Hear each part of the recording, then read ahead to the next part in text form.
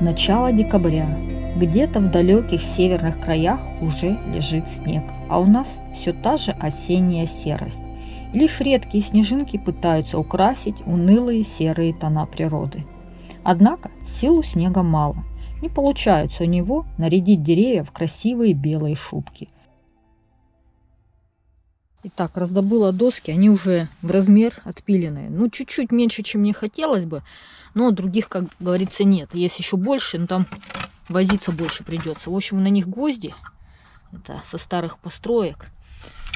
Вот, и надо гвозди повытаскивать и начинать делать лежанку, кровать. Кстати, вот эту работу по вытаскиванию и выравниванию гвоздей я делала очень много в детстве. Помогала папе. И такая у нас была работа для меня. Вытаскивание гвоздей старых с последующим их выравниванием.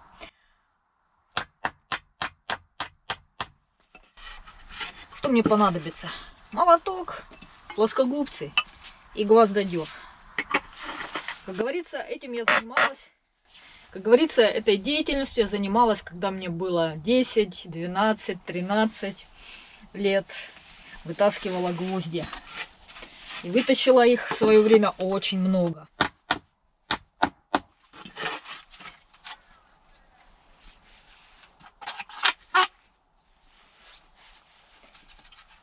Так, сейчас дощечка за дощечкой.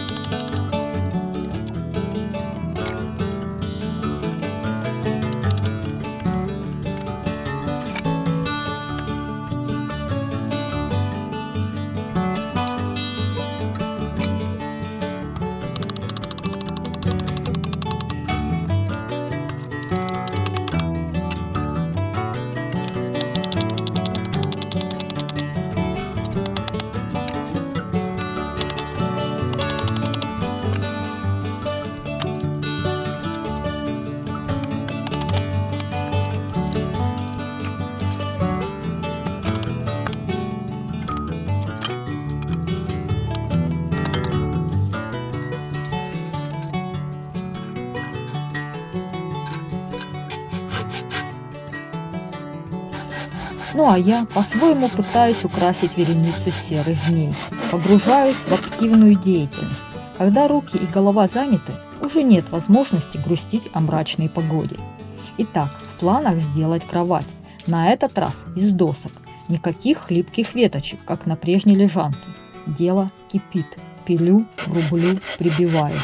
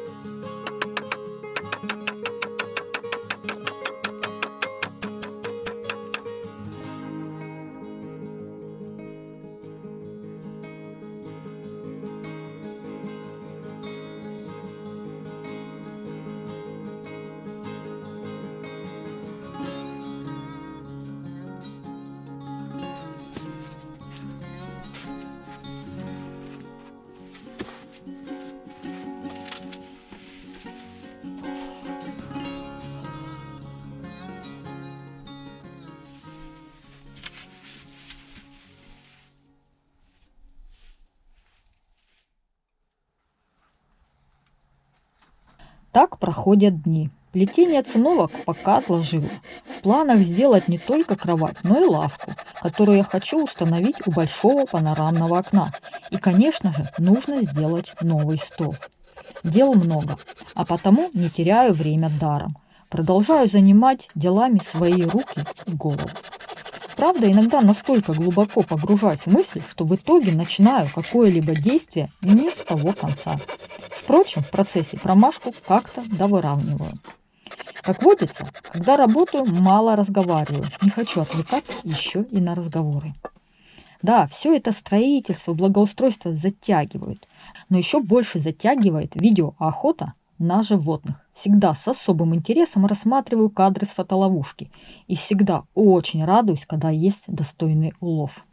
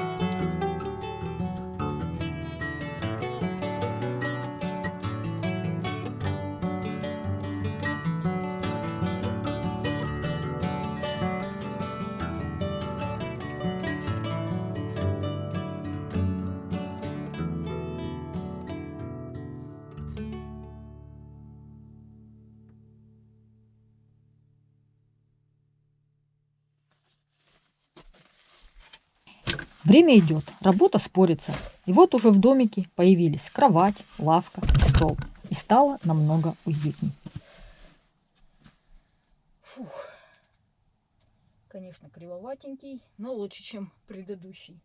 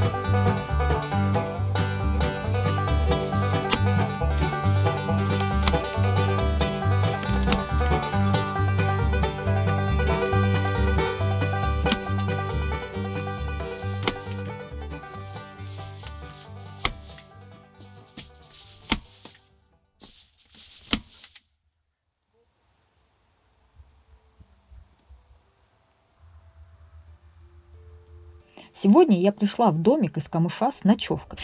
Хочу запечь тыкву с овощами и мясом в фольге на углях в камине. Для этого растапливаю камин.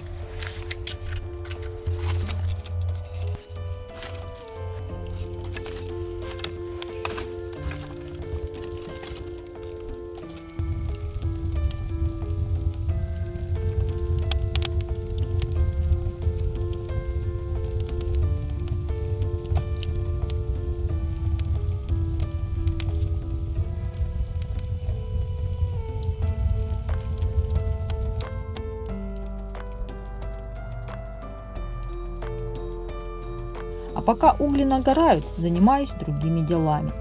Дел все еще очень и очень много, что, впрочем, очень даже хорошо.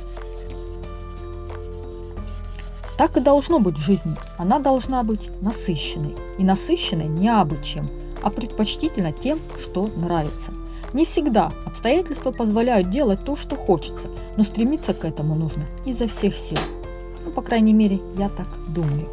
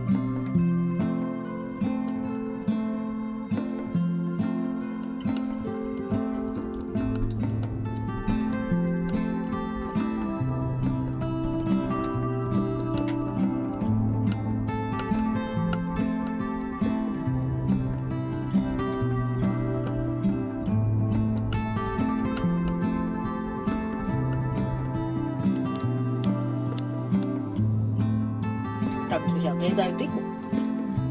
Но, чтобы не повторяли вы моих ошибок, расскажу все, как было.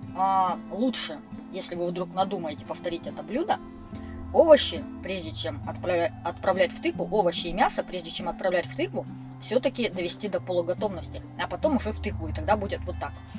А в моем случае бекон, мясо, главное, и тыква готовы, а некоторые овощи сыроватые, особенно картошка и морковка. Я, в общем-то, овощи выложила на завтра, с яйцом их пожарю, а сама съела бекон, мясо и вот доедаю тыкву.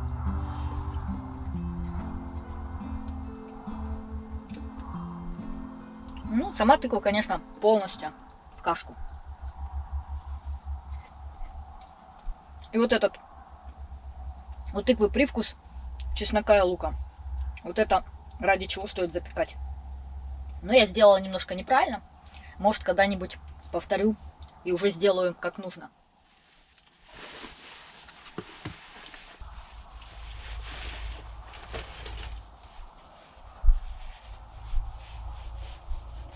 Кстати, хочу вам рассказать о своем новом термобелье.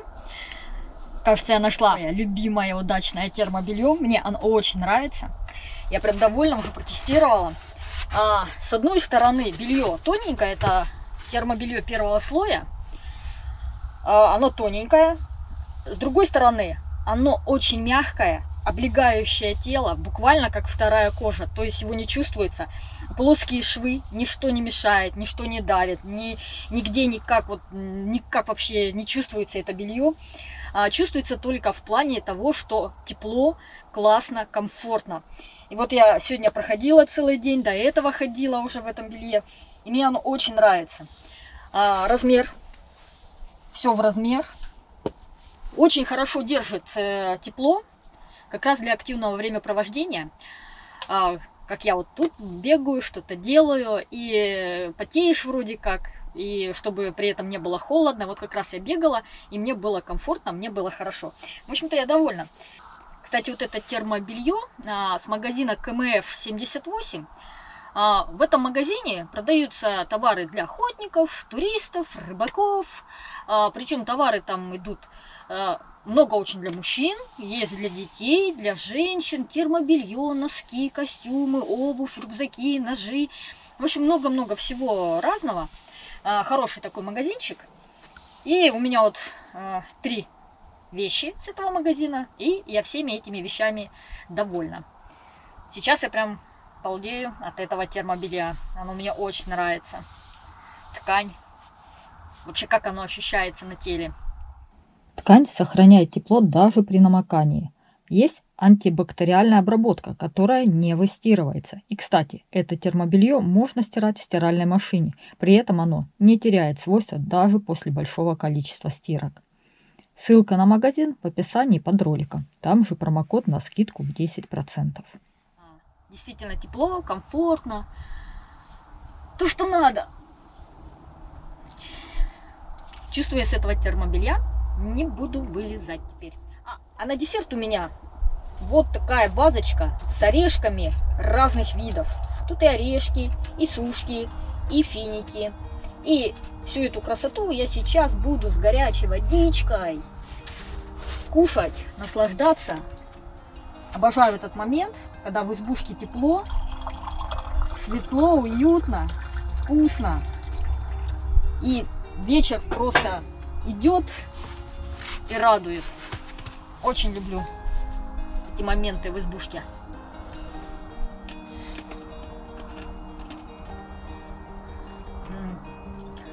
Как же хорошо.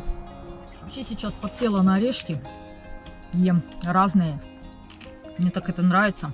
Орешки, финики. Хочу поделиться своей радостью. Я уже месяц не ем конфеты, печенье, пирожки, там, тортики, пирожные. Хлеб ограниченно ем. Не ем вообще сахар. Вместо конфет у меня, вместо пирожных, вот у меня вот эти орехи, сушки и финики. И бананы. И что я хочу сказать, хочу поделиться этой своей радостью. Дело в том, что я похудела до 55 килограмм. Признаться, такого веса у меня не было, я не знаю, лет 15 уже. То есть это рекорд. Вот стоило отказаться от сладкого, полностью отказаться. И вот такие результаты. Я очень довольна. При этом у меня нет никаких ломок, нет у меня никакой жажды есть эти конфеты. А все потому, что я заменила. Раньше как? Я резко просто переставала есть сладкое и ничего не ела взамен. И в итоге через время начиналась ломка. Реальная ломка, очень-очень хотела сладкого. А сейчас я просто к чаю насыпаю себе горстку орехов разных. Тут и кешью, они сладкие. И другие не очень сладкие орехи, но все равно вкусные. Сушки, буквально 3 штучки. Парочка фиников. И все. С водичкой, с чаем. Ем вот эту вкусноту. И чувствую себя замечательно. У меня нет никакой тяги к этим пирожным. Я сейчас в магазине спокойно смотрю на тортики. А я люблю тортики. Там птичье молоко, всякие такие воздушные тортики, не сладкие я люблю. И все. Я не хочу. Меня это очень радует.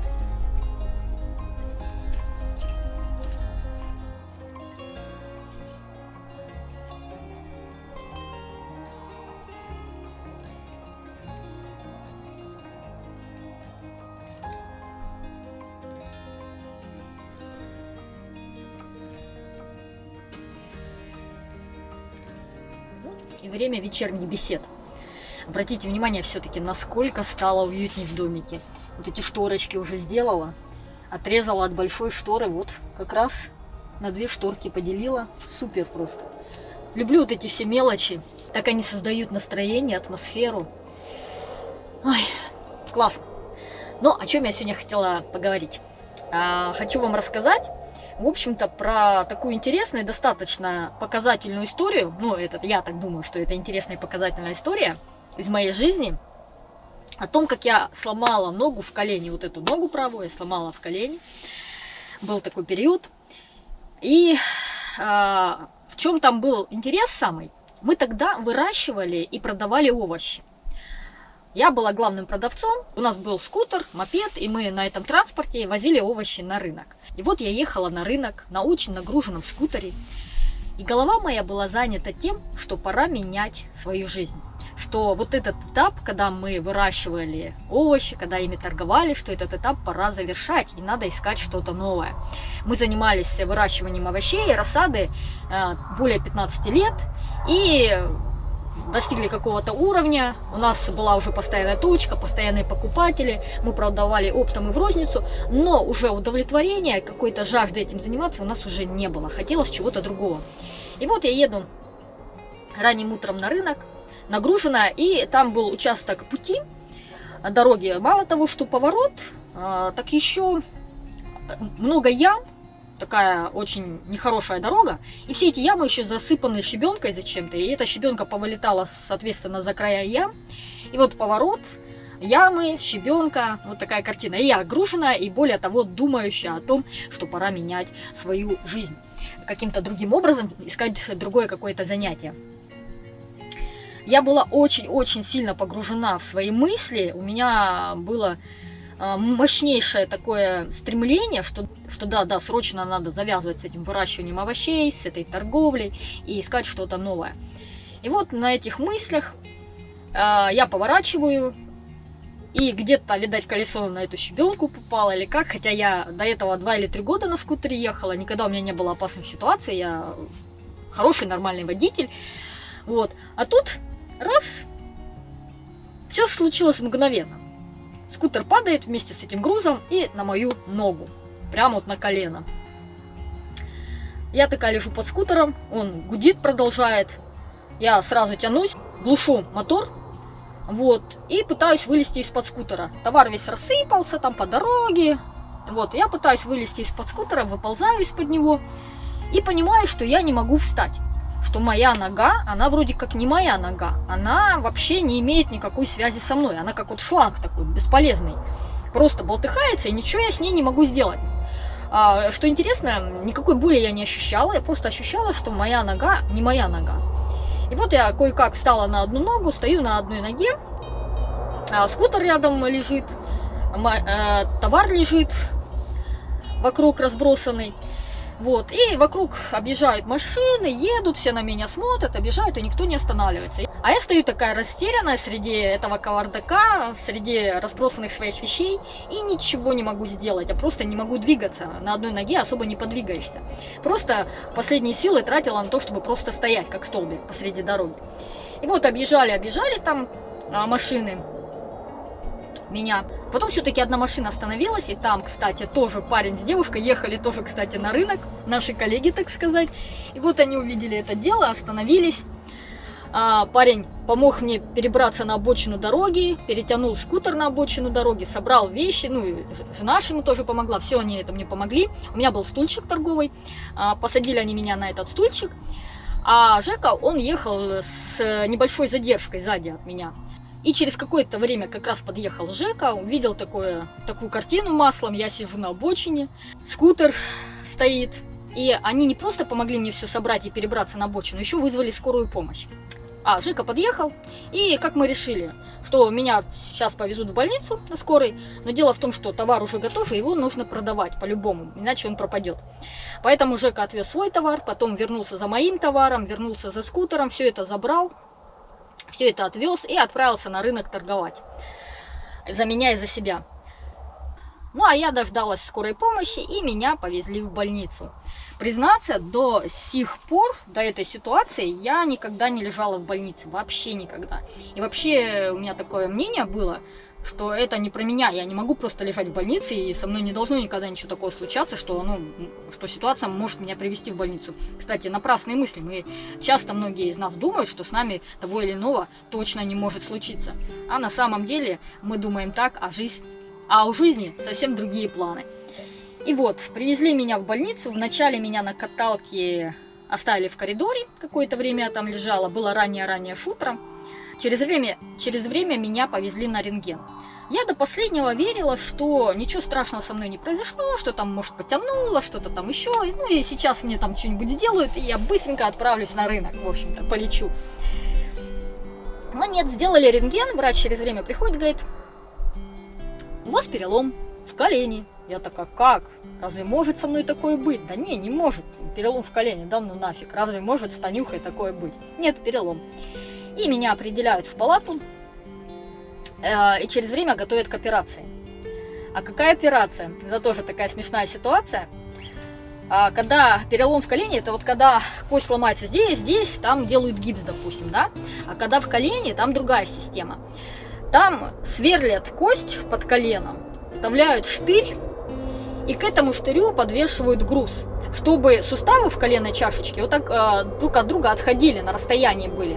Это делается для того, что там ничего не загноилось, в общем, хорошо колено заживало в итоге, вот таким образом. И вот меня отвозят в операционную, колят мне что-то в ногу, я ничего не чувствую. И врач достает дрель вот с таким сверлом, я не вру, вот с таким сверлом. И такой достает сверло. Я смотрю, у меня ощущение, что я главный герой какого-то фильма ужасов, что меня сейчас будут пытать, потому что я-то все чувствую. Я им кричу: нет, я все чувствую, не трогайте меня. Врач такой усмехнулся и этой дрелью мне в кость. Я отвернулась, не стала на это смотреть, хотя, кстати, могла бы и смотреть. Ничего на самом деле я не чувствовала, просто вот этот ужас, что меня вживую будут сверлить огромным сверлом. Ну что, просверлил. Опытный врач, для него я не первая такая. Ставили мне штырь титановый, по-моему, вот такой. Вот, уложили в палате, и на этот штырь прицепили груз.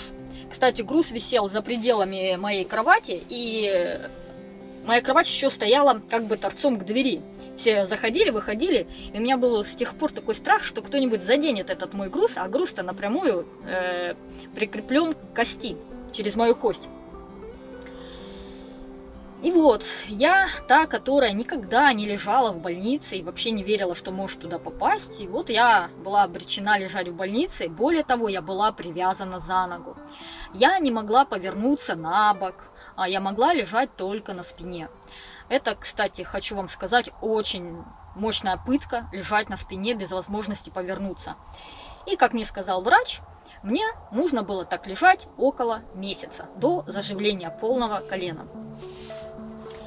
И вот я лежу, привязанная за ногу, и время от времени фантазирую на тему того, как я устраиваю побег, как я дотягиваюсь до ноги, вытаскиваю штырь из кости, вскакиваю и бегу с этой больницы. Ну, конечно, я на самом деле ничего этого не делала, но фантазировала на эту тему довольно много. Потому как человек я такой, я не могу где-то быть не в своих условиях. Мне хорошо, да, на природе где-то в одиночестве, дома там, еще где-то. Но привязанный в больнице за ногу, это, конечно, ужас. Однако, несмотря на то, что я была привязана за ногу и ограничена в своих движениях, я понимала, что нужно как-то поддерживать физическую форму. И там над лежаком, вот для таких неходячих, есть такая палка, ну, как это, струба. Вот. И я, это делается для того, чтобы больной мог вставать, поднимать себя. Я хваталась за эту трубу, и я качала пресс. А нога моя вот эта была на такой возвышенности и через кость привязана, и там груз. Вот она была зафиксирована, я не могла шевелиться, она на возвышенности. То есть я всегда лежала вот так вот, все время, сутками. Вот, ну я качала пресс, пыталась как-то там поворачиваться, в общем, что-то делала постоянно. Раз в неделю врач приходил, обход, проверял, как там дела. Ну, раз в неделю или чаще, я уже не помню. Помню то, что он сказал, что, в принципе, заживление у меня идет быстро, что все сухенько, хорошо, никакой гнили, никакого гноя, ничего плохого не происходит. Вот, и я сразу начала конючить, что отпустите меня, пожалуйста, побыстрее, я не могу здесь, мне очень плохо, мне нужно домой, отпустите меня, пожалуйста. И, в общем-то, я врача этого терроризировала практически. Как только он приходил, я начинала конючить: отпустите меня, отпустите. Он говорит: девушка, но вы должны минимально хотя бы 3 недели полежать. Я должен убедиться, как у вас там все заживает, что все нормально. Ну, убеждал меня каждый раз. Я соглашалась, ну и как бы я не согласилась. Куда я могу деться с привязанной-то ногой? Вот. Это было очень-очень такой затянутый период жизни. Конечно, Жека меня навещал, свекровь навещали, звонили друзья, приходила подруга, приносили мне постоянно какую-то еду. Мне, кстати, не хотелось есть, ела я очень мало и даже предпочитала вот эту больничную еду, низкокалорийную и невкусную. Однажды, кстати, мне принесли кучу пельменей вареных, я не хотела есть, и я спросила у санитарки, говорю: есть ли тут кто-то в отделении, кому никто не приносит еды? Она говорит: да, есть. Я говорю: ну отнесите, пожалуйста, этому человеку эти пельмени. Она отнесла какому-то мужчине пельмени, слышу, через время из коридора кричит: эй, девушка, спасибо тебе за пельмени. В общем, мужчине очень понравилось, что ему перепали пельмени. Вот. Потом подселили там бабушку. Мы с ней говорили, ну, на такие бытовые темы. И, что интересно, глядя на меня, на то, что я постоянно пытаюсь то пресс качать, то еще что-то делать, бабуля это тоже начала пытаться что-то там делать, подниматься, как-то шевелиться. И таким образом прошли 2 недели. И врач снова пришел, и опять начала конючить: отпустите меня, отпустите. И он сказал: ладно. Говорит, хотя нужно минимальные 3 недели. Но, говорит, у вас все хорошо заживает, у вас все хорошо идет, и я вас отпущу, раз вы такая упорная и настойчивая. Что хочу еще сказать. Дело в том, что вот эта операция, все, я спрашивала у медсестер, будет ли мне больно. Они говорили: да, вот после операции, когда наркоз сойдет, будет больно. Мы ж накупили обезболивающего, но дело в том, что мне больно не было. Ну, так, ныло там что-то, ну, прям боли такой, чтобы прям обезболивающее надо было колоть, этого не было. Так что обезболивающее это не пригодилось. И вот, меня выписывают через 2 недели, приезжает Жека на такси за мной, на руках меня несет в машину, привозит домой. Конечно, меня отпустили не с тем, что я раз встала на ножки и пошла, нет. Меня отпустили с тем, что я буду лежать дома дальше. И вот дома мы из подушек также для ноги сделали такой же подъемчик. Вот, и я также на спине дома лежала. И вот если в больнице мне не было больно, то вот больно мне как раз-таки стало дома.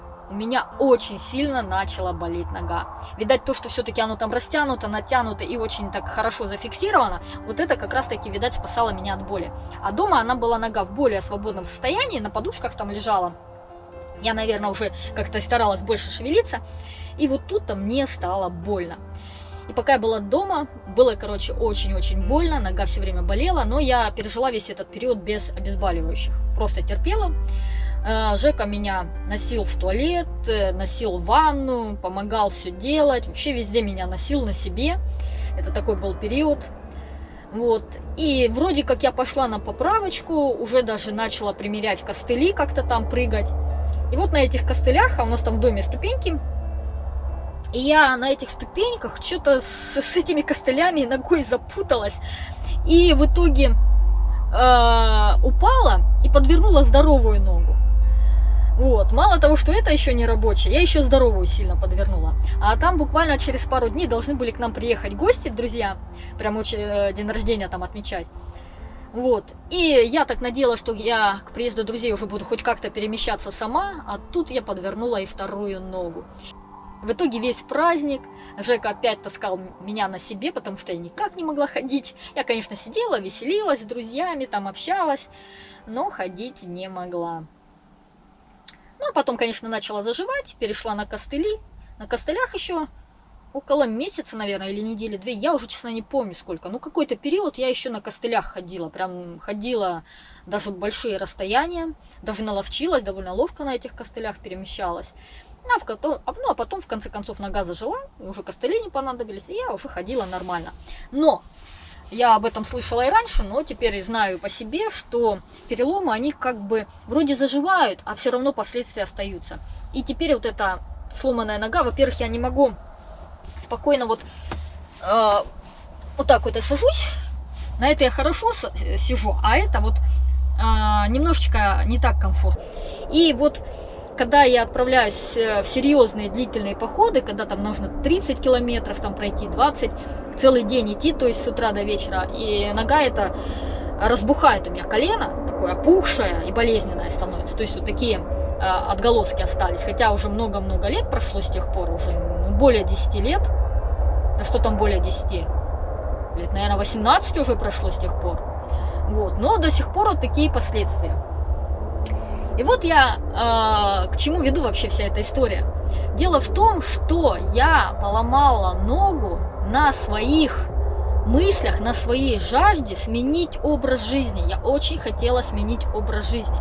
И вот когда я сломала ногу, все, торговля тут же наша закончилась, потому что я была главным торговцем, у меня были все контакты с покупателями, у нас там и оптовые покупатели, и розничные, там очень много людей меня знали, приходили конкретно ко мне у меня покупать овощи. И когда я сломала ногу, в итоге там месяц я, как говорится, привязана за ногу была, потом около месяца на костылях, потом еще разминала, и в итоге торговый сезон мы весь так благополучно пропустили. И вот с тех пор мы с Жекой решили начинать зарабатывать в интернете. И начали осваивать науку заработка в интернете. Вначале у нас ничего не получалось, но потихонечку, помаленечку учились, пробовали, искали и научились. И вот на самом деле это очень интересная история, что когда я очень хотела поменять жизнь, она и поменялась. Причем таким странным образом, да, я сломала ногу, но это был очень крутой и резкий поворот. Просто не поворот, а даже разворот. То мы вот торговали овощами, а тут раз, и мы начали заниматься заработком в интернете. Образ жизни поменялся кардинально, полностью. Стал совершенно другой. Ну, совершенно другой. Ничего общего с тем, чем мы занимались до тех пор. Вот такая история про мое колено и смену образа жизни. Кстати, если у кого-то есть такие истории интересные, пишите в комментариях, если не лень будет, потому что, скорее всего, такую историю рассказать, это очень много надо написать. Но я вот с вами поделилась таким периодом своей жизни, такой сменой деятельности, когда Вселенная ответила, так сказать, на мою жажду смены деятельности и просто сломала мне колено. И таким образом изменилось все. Казалось бы, сломала колено — это плохо, но на самом деле это было не так уж плохо. Ну и, пожалуй, на этом все. Обратите внимание, я вообще даже не залезаю в спальню. Мне очень тепло, просто шикарно. Теплый домик, теплое термобелье, классное. Я наелась вкусной еды, горяченькой. И так хорошо. Но все равно сейчас залезу в спальничек и буду, как обычно, смотреть фильмы, слушать аудиокнижки. Так что всем спокойной ночи. Таким был сегодняшний день. Кстати, очень мне нравится, что вот эти светильнички, раз так, и куда надо мне я на крючочках перемещаю. В соответствии с потребностями. Так, класс. Ой, новый лежак. Высокий, в зоне тепла. Матрасик, конечно, старый. Но все равно лучше, чем просто на лежаке. Классно. И все, и свет так, оба, и тушишь. Ну все, спокойной ночи всем. До завтра. Где там выключатель?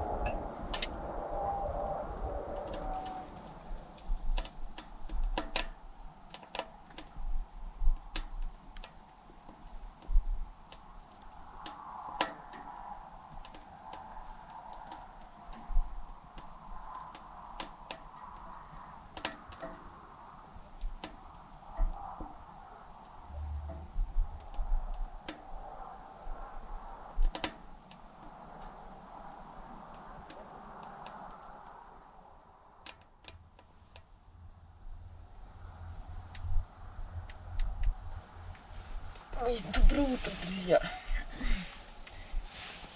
Как же хорошо и тепло мне спалось. Но, правда, печка к утру прогорела. Но там осталась такая горячая зола. Я подложила несколько дровин, веточек. Может разгорится. Ну или хотя бы подсохнут дровишки. Уже ближе к 9. Я тут все валяюсь. Так. Вот так вот. Видите, как пить. Ну, спать было очень тепло, прям вообще вот так вот. То есть я не одевалась, вот как в термухе легла, так в термухе и спала. Было здорово. Ой, да. Начинаем новый день.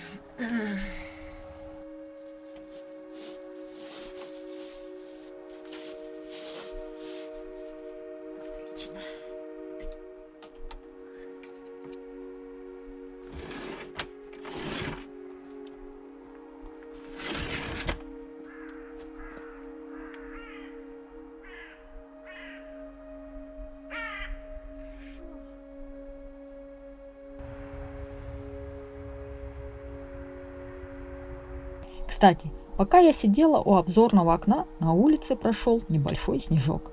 Жаль, все такой же слабый. Впрочем, приятных ноток в настроение он все-таки добавил.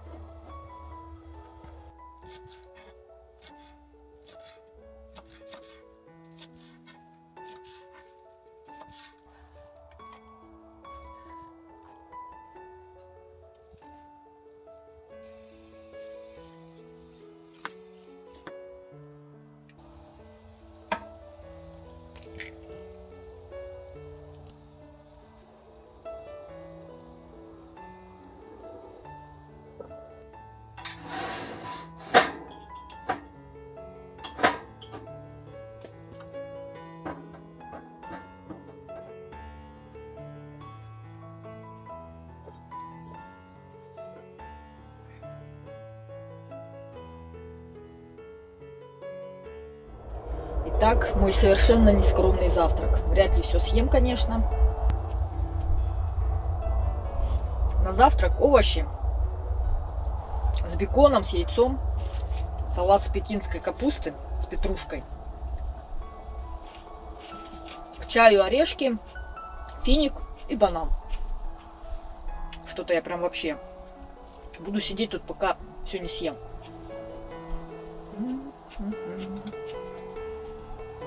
Всем приятного аппетита!